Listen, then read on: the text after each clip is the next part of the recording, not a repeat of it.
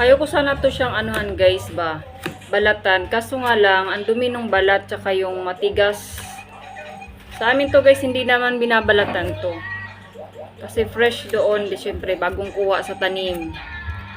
Pero ito kasi guys, hindi na siya fresh. Tapos ang dami pang itim-itim. Tapos medyo matigas ang balat. Kailangan talaga siyang balatan. Tanggalan ang balat ba. Ayan.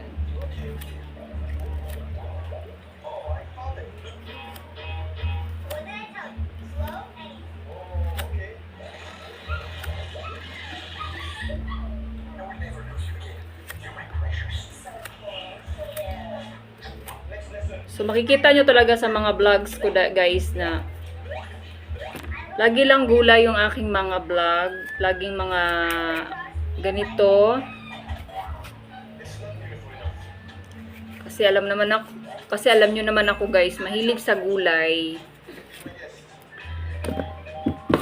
Tapos nakikita nyo pa yung mga damit ko, parang wala akong bisbihis. No? Ulit-ulit din. So parang iisa lang yung vlogs ko. Pero hindi yun guys, iba-iba talaga yun. Nagpapalit lang ako lagi kasi isang araw, 4 na beses ako nagpapalit. Kaya akala nyo pa ulit-ulit. Ay pa ulit-ulit talaga. Akala nyo walang bihis.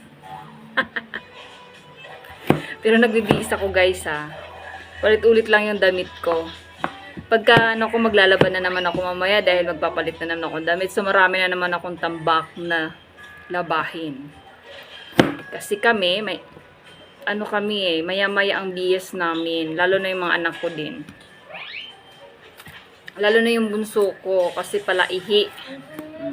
Maya-maya ang bihis nun.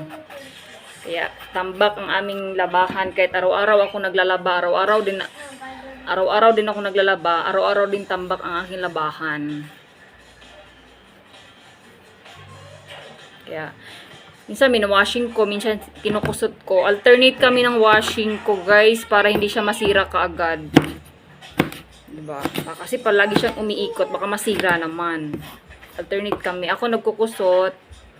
Ngayon, bukas naman siya. Kasi diba, parang tao din yung washing, napapagod. Kaya ayan, mamaya suot ko na naman yung paborito kong damit na kulay blue na makupas. Kaya mamaya yung kulay gray.